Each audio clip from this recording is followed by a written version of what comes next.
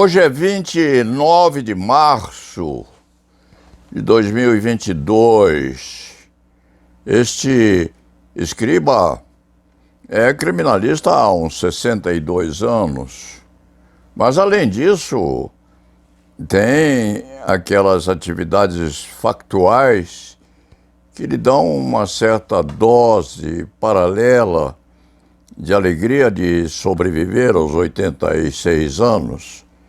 E o Paulo Sérgio, às vezes, faz uma ou outra exposição. Havia marcado uma para pouco antes da pandemia, mas aconteceu esta violência à tranquilidade pública, então nós superamos aquela possibilidade que o expositor pretendia estar viva e deixamos para mais tarde. Quem sabe, logo, logo, o Leite Fernandes possa manifestar publicamente a sua capacitação para a pintura.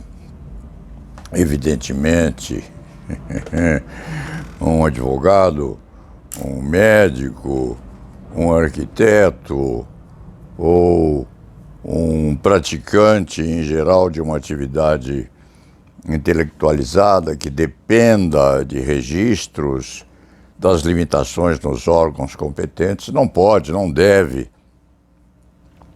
fazer propaganda das suas possibilidades habituais de produzir algo meritório. Mas um pintor pode. Evidentemente pode e deve. Alguém afirmou que hoje em dia um artista sem a exposição pública das suas pretensões não chega a lugar algum. Talvez chegue 200 anos após, mas 200 anos após não interessa a ninguém, muito menos a este advogado criminal e, com razão maior, a alguém que queira estar com as suas possibilidades artísticas conhecidas ou reconhecidas. Então, o Paulo Sérgio pinta assim, telas, às vezes até com algum mérito, mas se pretende saber como o Leite Fernandes chegou a isto, esta foto vai abaixo para melhor possibilidade de observação. O Leite Fernandes pretendia, em princípio, comentar aquele filme que era candidato sério ao Oscar. Qual era o nome do filme? Attack of the Dogs. Ataque de Cães. Por sinal, um filme deprimente, depressivo, um filme que não tinha alguma possibilidade de deixar o visualizador um pouco mais alegre frente às pandemias que nós temos hoje, mas era favorito para o Oscar. No fim das contas, o filme parece ter ganho o prêmio de melhor diretor, mas não venceu para a posse da estatueta com melhor exposição de dramas humanos. O Leite Fernandes assistiu ao filme, sim, e entendeu em princípio que aquilo que ele estava a fazer ou a manufaturar com os pincéis dizia com O Ataque de Cães, ou seja, aquele filme que impressionara primeiramente o espírito desse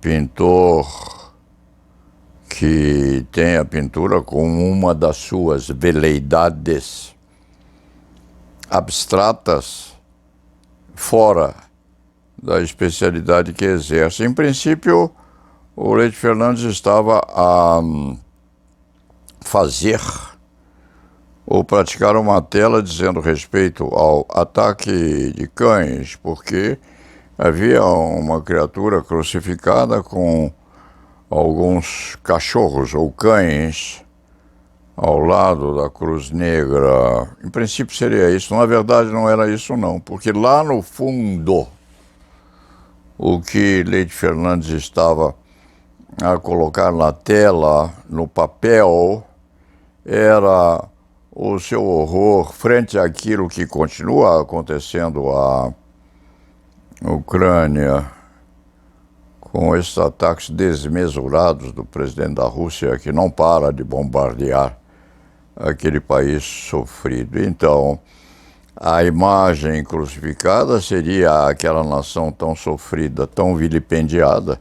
Os cães seriam os membros do exército russo a tentar tal exército acabar de dizimar a resistência dos ucranianos. No fundo, a intenção do Paulo Sérgio, conforme ele descobriu depois, era isto. A imagem crucificada era a nação posta em sofrimento. Os cachorros. Os cães seriam os membros daquele exército que, sem olhar aos lados, sem rosnar ao menos para os escravizadores, estavam a continuar a envenenar e a triturar, a poder do fogo dos mísseis, das bombas, inclusive a cidadania ucraniana. E saiu isso que saiu. O Leite Fernandes entende que, como manifestação do subconsciente, foi uma obra até bem posta, como figura excelsa daquilo que costuma fazer. Talvez não, mas psicanaliticamente, o que o Leite Fernandes tentava expressar, sem pensar nisso, era exatamente isto. O Paulo Sérgio estava a exprimir as torturas morais e o sofrimento físico impostos às torturas e o sofrimento a homens, mulheres e crianças daquele país, daquela nação posta ao vilipêndio diário pelos canhões e foguetes dos russos. E aquilo lá não parou não, continua. Apesar das tentativas de pacificação, de estabelecimento de um tempo humanitário em que o povo pudesse descansar um pouco daquele sofrimento terrível, apesar disso tudo, Putin continua disparando obsessivamente contra a Ucrânia. Leite Fernandes ontem fez uma crônica sobre um ucraniano nascido em 1917 que traduziu vários poemas postos na Rússia ao tempo de Stalin. E um deles afirmava, ao fim, que Stalin não estaria tão morto assim, porque lá de dentro do túmulo continuava gerando adeptos e sucessores. Esses sucessores estão aí. E não nos esquecermos de que Stalin mandou matar milhares e milhares de russos durante o seu tempo como ditador. E Putin não parece estar disposto a cessar aquele fogaréu permanente contra hospitais, creches e maternidades postas naquele país. Dito isto, vamos ao trabalho, sem nos esquecermos de que os jornais estadunidenses estão a noticiar suspeitas de que um intermediário russo, Abramovich,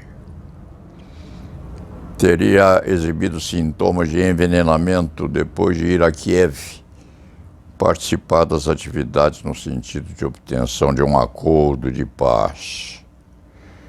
Isto se quando tivesse acontecido o envenenamento de intervenientes em uma ou outra atividade primária ou secundária no sentido de pacificação, se tivesse acontecido não teria sido a primeira vez, não. Porque a KGB anteriormente teria ou estaria ou teria praticado esse tipo de atividade. E a KGB deve ter encerrado as suas práticas formalmente, mas na verdade a polícia política russa continua firme nos seus propósitos de turbilhonar a paz interna e externa, a ser perseguida pelo país enquanto dizimando ou trabalhando na derrota de seus inimigos. Vamos ao trabalho. Paulo Sérgio hoje tem a mesa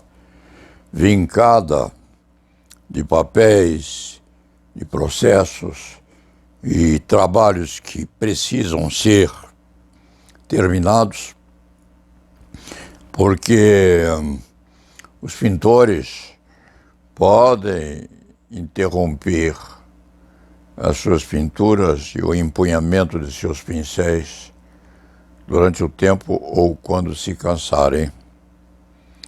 Mas os advogados, criminalistas ou não, têm um cutelo sobre a cabeça de cada qual e de todos, que é o cumprimento dos prazos. Os prazos são fatais e implicam-se, quando perdidos, em derrota do interveniente menos ágil no cumprimento de suas obrigações. Vamos ao trabalho e lá nave vá.